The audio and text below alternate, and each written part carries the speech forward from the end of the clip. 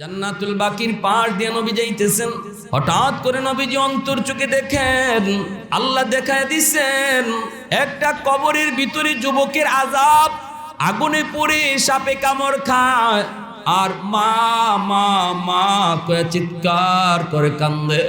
এই দৃশ্যটা সাহাবীরা দেখেন নাই গো, নবীজি দেখেছেন। এই দৃশ্যটা দেখার পর নবী বলতেছেন, সাহাবীরা রে, আল্লাহ আমাকে রহমতের নবী বানায় পাঠাইছে, আমি নিজে নিজে রহমত লইয়া আসি নাই। রহমতের নবী কবরের পাশ দিয়ে চলে যাবে আর আমার কোনো একজন উম্মত কবরে আযাব ভোগ করবে, হয় না হয় না। আমি তার জন্য হাত উঠাই আল্লাহর কাছে একটু সুপারিশ করব, তোমরা আমার সাথে শুধু আমিন আমিন বলবা। নবীজি হাত উঠাই দিয়েছেন আর বলতেছেন, মালিক তুমি তো আমাকে রহমতের নবী বলেছ, রহমতের নবী কবরের পার দিয়ে যাবে আর কবরের ভিতরে আযাব চলবে, হয় না মালিক, হয় না হয় না হয় না। আল্লাহ তুমি আযাবটা বন্ধ করে দাও। সাহাবায়ে কেরাম সাথে সাথে আমিন বললেন, কিন্তু নবী দেখতেছেন আযাব বন্ধ হলো না। নবী দেখেন আযাব বন্ধ হলো না, আবারও মায়ার নবী হাত বাড়ায় দিছেন। সাহাবায়ে কেরাম আবারও তারা আমিন বললেন, এইবারও তার আযাব বন্ধ হলো না। আবার মায়ার নবী হাত উঠে দিলেন, সাহাবায়ে কেরাম আবারও আমিন বললেন। এইভাবে দয়ার নবী মায়ার নবী তিনবার এই যুবকের জন্য আল্লাহর কাছে সুপারিশ করলেন, কিন্তু আযাব বন্ধ হলো না। এইবার নবী বলতেছেন, মালিক আমার হাতের দাম বুঝি তোমার দরবারে কমে গেল। আল্লাহ আমি কোন ভুল করেছি গো আল্লাহ। আমার নবী তো হাত উঠাইতে দেরি হয়, কবুল হতে দেরি হয় না, অথচ আজকে নবী একজন যুবকের জন্য তিনবার তিনি সুপারিশ করলেন, আল্লাহ নবীর সুপারিশ কবুল করেন না। নবীজি চিন্তায় পড়ে গেলেন, কোথায় জানি নবী ভুল করে ফেলেছেন। আল্লাহ বুঝি নবীর উপরে নারাজ, নবীর উপরে বুঝি নারাজ। আল্লাহ কই না বন্ধু, আমি তোমার উপরে নারাজ না। আল্লাহু আকবার, জোরে বলো। ও বন্ধু আমি তোমার উপরে নারাজ না। ওই যুবকের মা এখনো দুনিয়ায় জীবিত, মা বৃদ্ধা, মারে অনেক নির্যাতন করেছে এই যুবক, মার কলিজায় অনেক ব্যথা। মরণের সময়টা তো মা ছেলেকে মাপ দেয় না রে বন্ধু, এত ব্যথা পাইছে মা।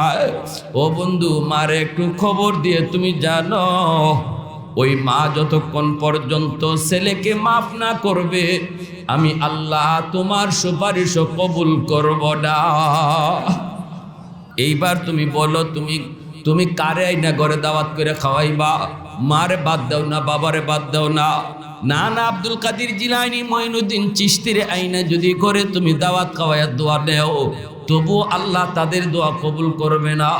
মার কলিজায় যদি ব্যথা থাকে, বাবার কলিজায় যদি ব্যথা থাকে, আমার রহমতের নবীর হাতটা যেখানে আল্লাহ ফিরে দেয় সেখানে মঈনুদ্দিন চিশতির হাত বার কি।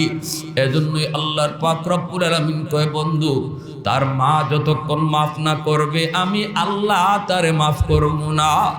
রহমতের নবী সাহাবায়ে কেরামদেরকে বলেন, সাহাবীরা দ্রুত করে যাও তার মাকে আমি নবীর সালাম জানাও। সাহাবায়ে কেরাম যায় মাকে সালাম জানালেন। মহিলা চলে আসলো কবরের পাশে। আল্লাহর নবী বলতেছেন, মা গো এই কবরখানা তুমি চিনোনি? মহিলা কই, নবী গো চিনি, এই কবরটা হলো আমার ছেলের কবর। নবী কই, তোমার ছেলে বুঝি তোমাকে অনেক কষ্ট দিয়েছে মা, অনেক বুঝি নির্যাতন করেছে, এজন্য কবরের মধ্যে সে আযাব ভোগ করতেছে। আল্লাহ আমাকে অন্তর চোখে দেখায়া দিছে, আল্লাহ আমাকে দেখায়া দিছে। আমি তার জন্য একবার নয় গো মা, একবার নয়, তিনবার আল্লাহর কাছে সুপারিশ করেছি, কিন্তু আল্লাহ আমার সুপারিশটা আল্লাহ কবুল করে নাই। আল্লাহ সাফ সাফ জানায় দিছে, যতক্ষণ পর্যন্ত তুমি মা তাকে মাফ না করবা আল্লাহ আমার সুপারিশটাও কবুল করবে না। ওগো মা, আমি নবী তোমার কাছে সুপারিশ করি, একটু দয়া করে সন্তানকে তুমি মাফ করে দাও। তুমি মাফ করে দিলে আল্লাহ মাফ করে দিবে। সন্তান তো তোমারই, না বুঝা হয়তো অনেক কষ্ট দিছে, আজকে আযাব ভোগ করতেছে, চিল্লায় চিল্লায় মা মা কয়ে শুধু কাঁদতেছে। মা গো একটু মাফ করে দাও না, একটু মাফ করলেই তার আযাব বন্ধ হয়ে যাবে। এইবার মহিলা মাথাটা নিচের দিকে দিয়ে দিছে, আমার নবীর দিকে আর তাকায় না। কেমন বা মাথাটা নিচের দিকে দিয়া চোখ থেকে টল টল করে পানি জমিনে পড়ে, টল টল করে জমিনে পানি পড়ে। এইবার মহিলা বুকটা উঠে কয়ে, নবী গো আমাকে মাফ করতে বলবেন না, আমি ওরে মাফ করবো না, আমি এর মাফ করবো না গো নবী, এখনো আমার পেটে মায়ের দাগ আছে। কি পরিমাণ মায়ের আমাকে মারছে বউয়ের কথা, এখনো আমার পেটে মায়ের দাগ আছে, না গো নবী আমি এর মাফ করবো না। আল্লাহর নবী রহমতের নবী চিন্তায় পড়ে গেলেন, চিন্তায় পড়ে গেলেন নবীজি কেমন করে এই ছেলের আযাব বন্ধ করাবেন। এইবার নবীজির চোখ থেকে পানি পড়ে। নবীজিকে আল্লাহ কেমন সন্তান মারে কেমন কষ্টটা দেওয়া দিছে গো মালিক, মারে আমি নবী সুপারিশ করতেছি, এরপরও কলিজা শক্ত, কই মাফ করবে না। আর মায় মাফ না করলে তুমিও তো মাফ করবা না। আল্লাহ তোমার কাছে আমি একটা আবদার করি মাওলা, কবরের আযাবের দৃশ্য আমি নবীকে তুমি যেইভাবে দেখায় দিছো, এইভাবে মার চোখেও তুমি আযাবটা দেখায় দাও। কারণ আমি নবী জানি মা যদি নিজের চোখে দেখে ছেলের আযাব, মা যদি নিজের চোখে দেখে তাহলে দিল নরম হয়ে যাবে। পৃথিবীতে কোনো বাপ মা সন্তানের কষ্ট দেখে সহ্য করতে পারে না। যতই সন্তানে বাপ মারে কষ্ট দিক, সন্তান বিপদে পড়লে সবার আগে বাপ মাই কান্না করে, ঠিক কিনা? সবার আগে মা কান্না করে। বিদেশ বাড়িতে সন্তান যদি বিপদে পড়ে, কেউ জানার আগে সবাই জানার আগে সবার আগে জানে কে? মা। সবার আগে মা জানে। এজন্য আমার ভাইরা বন্ধুরা রাসূল কয়, আল্লাহ আযাবটা আমাকে যেইভাবে দেখায় দিছো, এইভাবে মাকেও দেখায় তুমি দিবানি। আমার মন বলে মা যদি নিজের চোখে দেখে তাহলে দিল নরম হয়ে যাবে। আল্লাহ বলে, বন্ধু তোমার এই সুপারিশটা আমি আল্লাহ কবুল করলাম। সাথে সাথে কবরের আযাবের দৃশ্য আল্লাহ পাক মার চোখের সামনে আল্লাহ ধরে তুললেন। এইবার সাহাবীরা দেখে না, কিন্তু আযাব নবীও দেখতেছে, মায়ও দেখতেছে। যেই মাত্র মায় দেখে সন্তান আগুনে পুড়ে আর সাপের কামড় খায়, আর মা মা কয়ে চিৎকার করে কান্দে।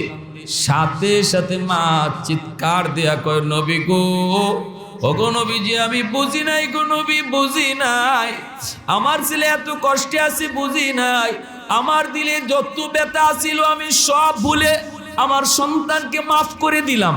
মাফ করতে দেরি হয়েছে, আযাব বন্ধ হতে দেরি হয় নাই। কৌনৈন মুখতার খুদা তুমকো বানায়া, कौनैन मुख्तार खुदा तुमको बनाया, उम्मत का निगाहबान खुदा तुमको बनाया, उम्मत का निगाहबान खुदा तुमको बनाया। मौला मेरा आका मेरा रहमत की नबी है, ताजदार मदीना की तुम्हारे अरबी है, ताजदार मदीना की तुम्हारे अरबी है।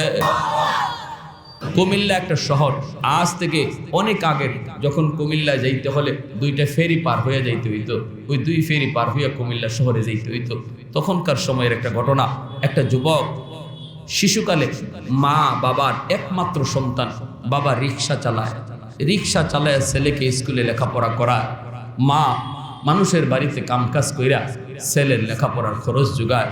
আজও এমন বহু মা বাবা শহরে বন্ধুরে আমরাও দেখি, বাবা রিক্সা চালায়, ছেলেটা কলেজে পড়ে, কলেজের খরচ বাবা চালাইতেছে, মা মানুষের বাড়িতে কাম করে। যুবক তুমি আমি জানি না, তুমি আমি বুঝি না, বড় হওয়ার পরে বাপ মার সে কোরবানির কথা অনেক সন্তান ভুলে যায়। এই সন্তানটাও যে ছেলেরে বাবা রিক্সায় করে করে স্কুলে নিয়ে যেত, রিক্সায় করে করে স্কুল থেকে বাড়িতে আনতো, কত স্বপ্ন ছিল বাবা, কত স্বপ্ন ছিল মায়ের, সেই সকল স্বপ্ন ধূলিসাৎ কইরা এই যুবক যখন ঢাকায় যায়, গিয়া যখন ইউনিভার্সিটিতে ভর্তি হয়, ভালো পড়ালেখা কইরা রেজাল্ট পায়, ভালো একটা চাকুরি নেয়, অফিসের হেড বস হয়, নিজের গাড়ি নিয়ে আয় যায়, বড় লোকের মেয়ের সাথে পরিচয় হয়, এরপরে বিয়া কইরা গুলশানে বাসা নিয়ে থাকে। গ্রামের মাকে ভুলে গেছে, বাবাকে ভুলে গেছে, সেই রিক্সাওয়ালা বাবার কথা আর তার ইয়াদ নাই। সেই বাবার কি শ্রম, কি মেহনত, বাবা মার কলিজায় কি আশা, সমস্ত আশাকে চুরমার করে এই ছেলে মাকে হারায় ফেললো, মা বাবাও সন্তানকে হারায় ফেললো। এইদিকে মা পাগলের মতো মানুষের কাছ থেকে শুধু জানতে চায়, আমার ছেলেটারে দেখছো?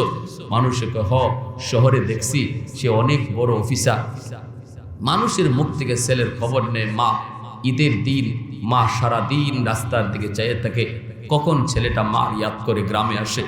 কত যুবক, কত ছেলে শহর থেকে গ্রামে যায় ঈদ মা বাবার সাথে আদায় করার জন্য, কিন্তু ঈদ চলে যায়, ঈদ যায়, কিন্তু সন্তান বাপ মার কাছে আসে না।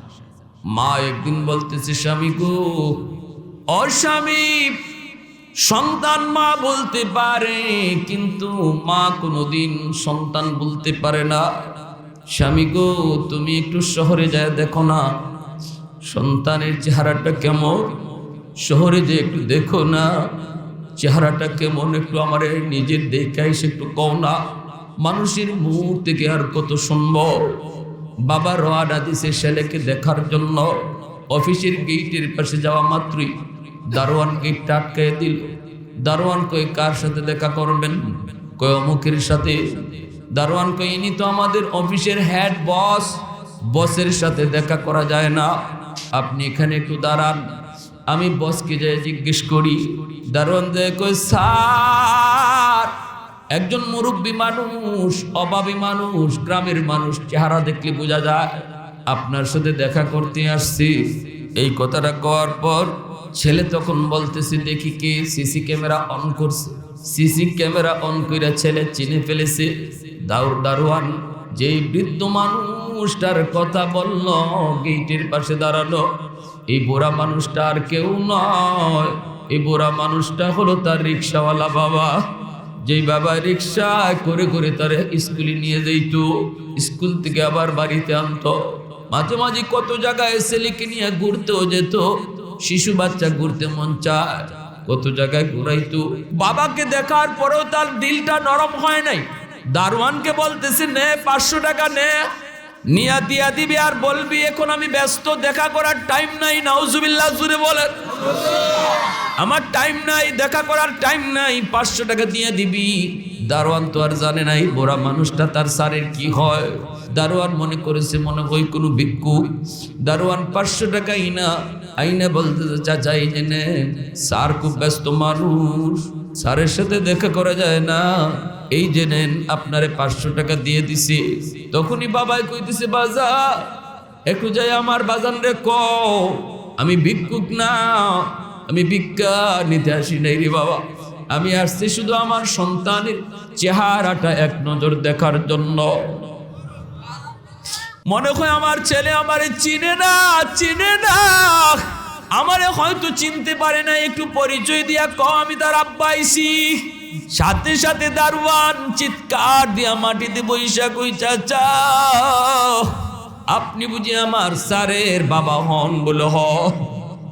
সাথে সাথে দারোয়ানে কান্দের কই, চাচা গো, এই খবর স্যারকে দিয়ে কোনো আর লাভ নাই, স্যার সিসি ক্যামেরার মাঝে আপনারে দেখছে, আপনারে চিনছে, এরপরও আপনারে চলে যেতে কইছে। অতএব চাচা মনে করেন আপনার ছেলে আপনার আর নাই, আপনার ছেলে আপনার আর নাই। আমি একজন গরিব মানুষ, 20,000 টাকা বেতন পাই, 15,000 আব্বা আম্মার জন্য গ্রামে পাঠিয়ে দিই, 5,000 টাকা নিজের খরচের জন্য শুধু রাখি, আর 2.5 লক্ষ টাকা বেতন পায়, আর আপনারে বুঝি 500 টাকা দেয়। এই বইল বলা মাত্রই বাবা মাথায় হাত দিয়া মাটিতে বইসা কয়, আল্লাহ ও মালিক, তোমার কাছে বদদুয়া দিলাম না, কারণ উলামায়ে কেরামের মুখে শুনেছি বদদুয়া দিলে এই বদদুয়া তোমার দরবারে কবুল হয়ে যায়।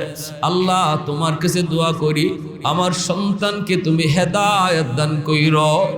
এই কথা বইলা বাবা দোয়া কইরা চইলা যাইতেছে বাড়িতে, একদম এরকম ভাবে খালি হাতে বাড়িতে যায়। এইদিকে বিবি অপেক্ষায়, স্বামী আসতেছে, দৌড়ে যায় স্বামীকে ধরছে, স্বামীকে একটু কও না চেহারাটা কেমন দেখে আসছো, কিন্তু বাবা তো দেখেই নেই, কেমনে বলবি চেহারাটা কেমন, কথা তো কয় না, ঠোঁট শুধু কাঁপতেছে, চোখ দিয়ে পানি ঝরতেছে। বারবার স্ত্রী জিজ্ঞেস করে, স্বামী কও না কেমন দেখে আসছো। এইবার বাবাই কয়, বিবি গো তোমার ছেলে মস্ত বড় অফিসার, বাবার সাথে দেখা করার টাইম তার নাই। এই কথা বলতেই সাথে সাথে মা আবারও আল্লাহ কয়া মাটিতে বসে গেল। মায়া বদদুয়া দিল না, মায়া কয়, আল্লাহ আমার মালিক বুঝে না, আল্লাহ তুমি তারে বুঝ দাও। আল্লাহ আমার মালিক বুঝে না, বুঝ দাও, বিপদ দিও না, বদদুয়া দেই না। এই বইলা মা বিছানায় পড়ে গেছে রে যুবক। এইদিকে মা বাবা দুজনেই কিন্তু দোয়া করছে, বদদুয়া দিছে না।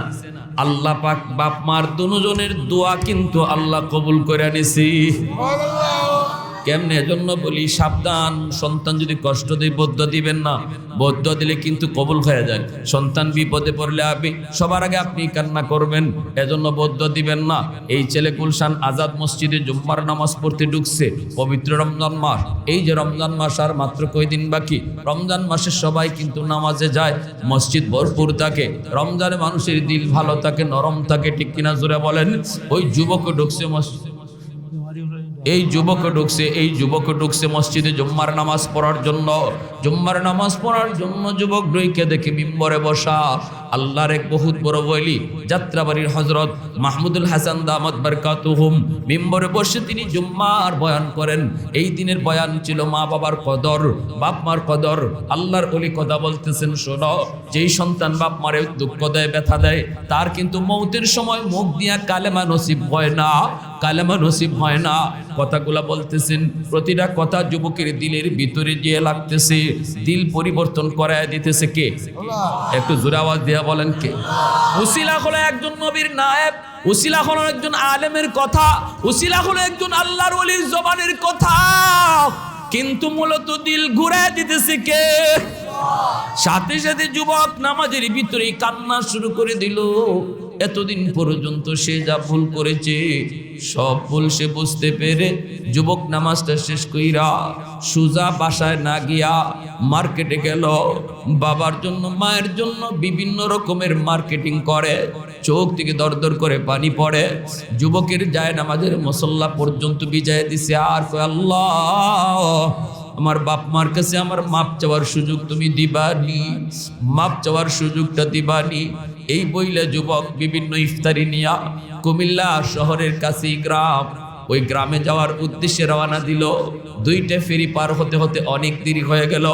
শহরে ঢুকলো, তারাবির নামাজ শেষ, সব মানুষজন খায়া দেয় ঘুমায় পড়েছে। এই যুবক এখন কেমন করে গ্রামে যাবে?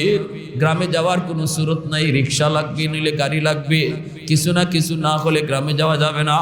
যুবক শহরের ভিতরে হাঁটতেছে পাগলের মতো, ডানে বামে তাকায়, কোনো রিক্সা নাই, কোনো মানুষজন নাই। যুবক কান্না করে কান্না করে চোখ দিয়া দরদর করে পানি পড়ে। মানুষেরা কই, যুবক কি হয়েছে? যুবক কয়, আমাকে একটা রিক্সা বাউ করে দাও, আমি অমুক গ্রামে যাবো। কে মারা গেছে তোমার? যুবক কয়, আমার সব সর্বনাশ হয়ে গেছে, আমাকে তোমরা একটু দ্রুত করে গ্রামে পাঠাও। জানি না আমার মা আমার বাবা দুনিয়ায় জীবিত আছে না নাই, আমি যেই কষ্ট দিয়েছি, যেই বেয়াদবি আমি করেছি, আল্লাহর দরবারে আমার মাফ নাই, আমাকে একটু তাড়াতাড়ি তোমরা গ্রামে পাঠানোর ব্যবস্থা করো। একজন মানুষও কই, যুবক এত রাতে কেউ রিক্সা নিয়ে যাবে না, কিছুক্ষণ পরে সেহরি টাইম, এজন্য কেউ রিক্সা নিয়ে যাবে না। তবে আমার মনে হয় একটা রিক্সাওয়ালা তোমারে নিয়ে যাইতে পারে। এই রিক্সাওয়ালাটার সারা জীবন রিক্সা বাইতেছে, মুরব্বী মানুষ, বয়স হয়ে গেছে, কোমর বাঁকা হয়ে গেছে। আমি তারে দেখেছি রাতের বেলাও সে মাঝে মাঝে রিক্সা টানে, কারণ তার টাকার বড় প্রয়োজন। গ্রামে তার স্ত্রী বিছানায় পড়া, প্রতিদিন ওষুধ নিয়ে যেতে হয়। তারে ছাড়া তুমি কাউকে পাবা না। যুবক কই গেলে পাইমো? কয় সে কোনো গ্যারেজে রিক্সা রাখে না, কারণ গ্যারেজ ভাড়া দিতে পারবে না। একটা দোকানের সামনে রিক্সাটা আটকায়া দোকানের বারান্দায় বসে বসে রাত কাটায় দেয়, কোনো কাস্টমারের আশায়, প্যাসেঞ্জারের আশায়। মনে কয় তুমি তারে পাইতে বড়। যুবক কই কোন দিকে, কই দিকে যাও? যুবক রওনা দিছে, আইসা দেখে হয় একটা বড় দোকানের সামনে একটা রিক্সা দাঁড়ানো,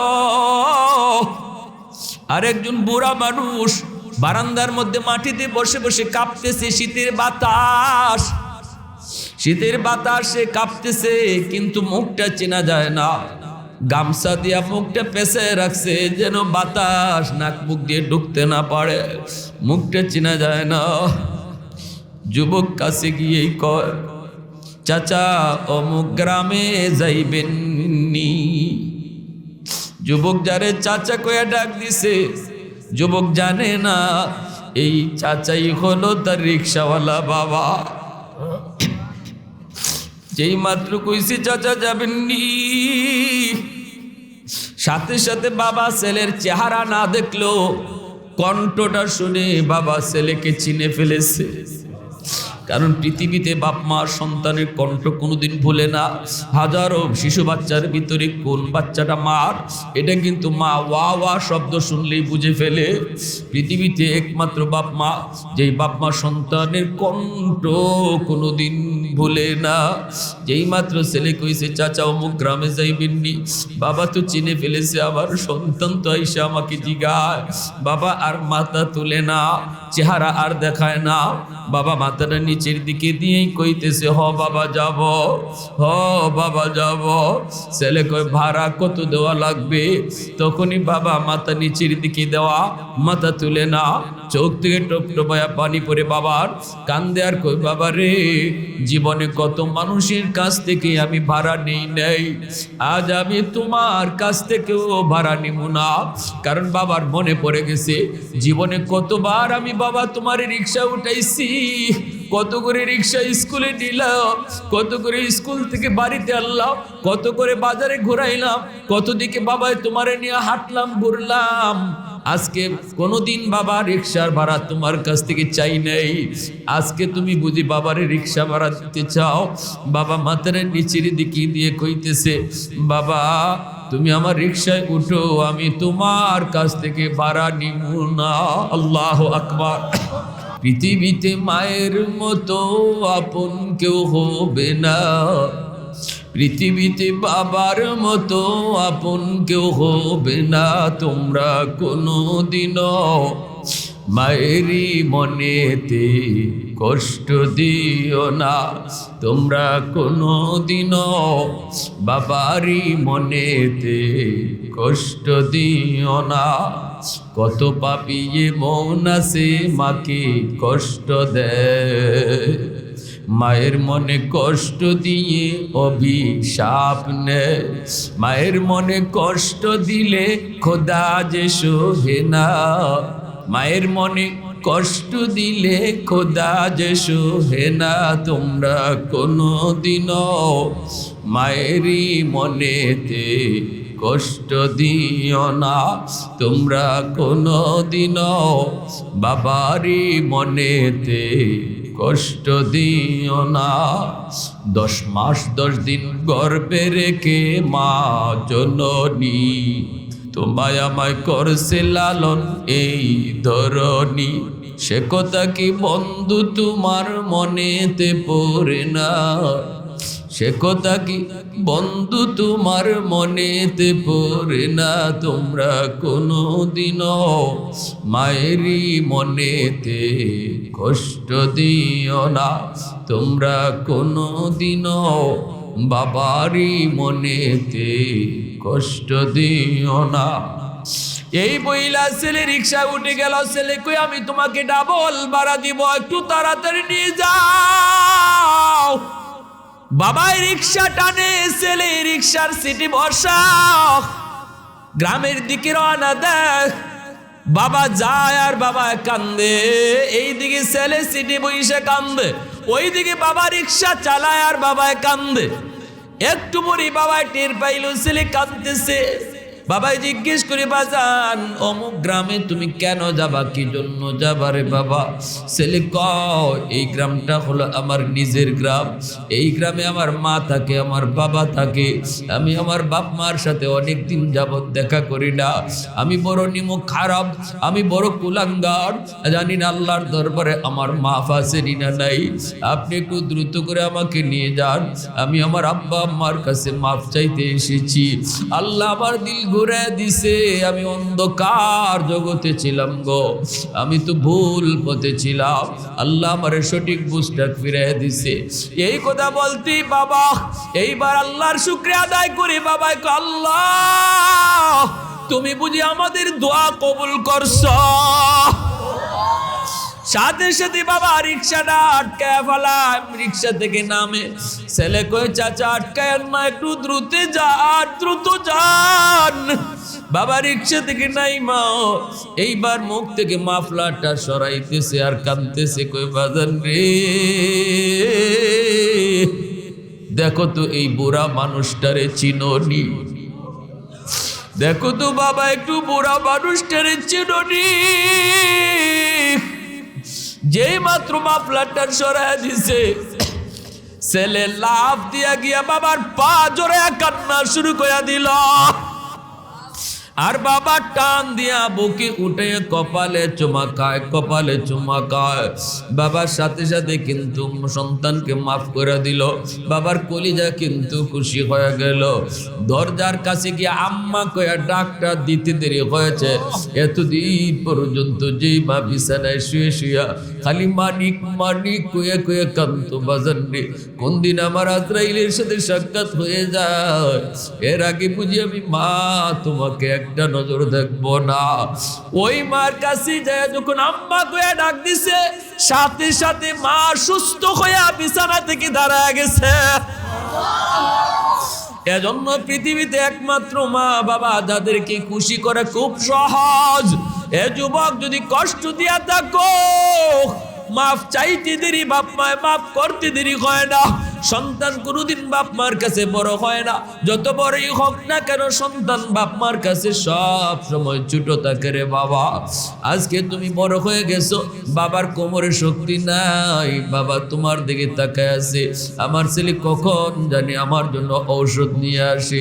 মা তাকায় থাকে, আমার ছেলে কখন জানি আমার জন্য পান সুপারি নিয়ে আসে। তুমি যদি আনো তাহলেই পায়, নতুবা আজকে পায় না।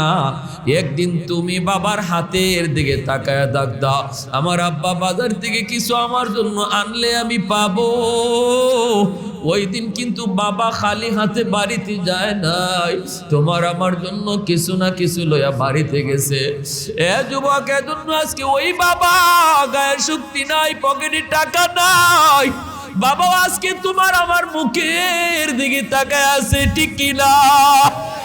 এজন্য আল্লাহ কই, ইম্মা ইয়াবলুগান্না ইনদাকাল কিবারা আহাদুহুমা আও কিলাহুমা ফালা তাকুল লাহুমা উফ ওয়ালা তানহারহুমা ওয়া কুল লাহুমা কাওলান কারীমা। এজন্য আল্লাহ কই, ও দুনিয়ার সন্তানেরা সাবধান, বৃদ্ধ বাপ মারে কষ্ট দিয়ে কথা কইও না, মুখ দিয়ে বের করায়ও না, দমক দিয়া বাপ মার সাথে কথা কইও না। এজন্য বাইরে আজকে রাত্রে আমরা বাপ মারে খুশি করে ঘুমাবো, এমন কোন সন্তান আছেন? নবী কয়, যেই সন্তান রাতের বেলা বাপ মারে খুশি করে ঘুমাবে, সকাল হতে আল্লাহ তার জন্য জান্নাতের দরজা খুলে দেয়। আজ রাত বাপ মারে খুশি করে ঘুমাইতে চায় এমন কোন কোন ছেলে আছে? হাত তুলে আল্লাহকে দেখো, আল্লাহ কবুল করো, জুড়ে বলি আমিন। একটা সুরত বইলা দিন, যুবক বাজার থেকে আজকে খালি কমলা নিয়ে ঘরে ঢুকবা, বিবির হাতেও কমলাটা আগে দিও না, সন্তানের হাতেও আগে দিও না, যাই মার হাতে তুমি কমলাটা ধরায় দিও, আম্মা আজকে কমলাটা তোমার জন্য আনছি, আম্মা তুমি খাও। আমরা তো কত খাইছি, সন্তানেও তো কতই খায়, কমলাটা খুব মিষ্টি আম্মা তুমি খাও। এই কথাটা কই আমার হাতে যখন তুমি কমলাটা দিবা অথবা মায় যা পছন্দ করে তা নিয়ে আমার হাতে দিবা, সন্তানের হাতে দিও না। ভালো করে শুইনো যুবক, তোমার মা কিন্তু কমলা নিজে খাবে না, এই কমলা কিন্তু সুলাইয়া তোমার সন্তানরে আগে দিবে, ঠিক কিনা জোরে বলো? কইবে কই আমার নাতি, কই আমার নাতিন, কিন্তু মার হাতে দেওয়ার সাথে সাথে মার দিল খুশি হয়ে যাবে। আল্লাহ বলে বন্ধু তুমি জানিয়ে দাও, সে শুধু মারে খুশি করলো না, আমি আরশের মালিক রে খুশি কইরা নিল। এ যুবক, মশারিটা আজকে তুমি মার মশারিটা নিজে টানায় দিবা, বাবার মশারিটা নিজে টানায় দিবা, বাবার বিছানাটা নিজে কইরা দিবা, মাথায় অন্তত যদি পারো একটু তেল লাগায়া দিবা। অসুস্থ বাবার জন্য ডাক্তার পরে আনবা, আগে নিজে বাবার মাথার পাশে বৈশা কপালে হাতটা রাখো, দেখবা বাবা অর্ধেক সুস্থ হয়ে গেছে। যখনই বাবার দিল খুশি হয়, সন্তান বাপ মার কাছে যখনই বয় তখনই বাপ মার অন্তরে বড় আনন্দ লাগে। আজকে মার কাছে তুমি বসতে চাও না, মার কাছে তুমি বসতে চাও না, কেন বসতে চাইবা না? আমার মনে পড়ে যুবক, ওই দিন আমি ঘুমায় রয়েছি, আমার ছোট্ট মেয়েটা আমার কাছে আসছে, আমার মেয়েটা আমার সাথেই খেলে, আমার সাথেই গল্প করে, ছোট মেয়েটা আমার সাথেই সময় বেশি কাটায়। আমি ঘুমায় রয়েছি ফজরের নামাজের পর, 10টা বেজে গেল, এখনো উঠি না, কিন্তু আমার মেয়েটা সে তো তার খেলার সাথী চায়, আমাকে চায়, বাবাকে চায়, কিন্তু কি করে কেমন করে আমাকে ঘুম থেকে জাগাবে?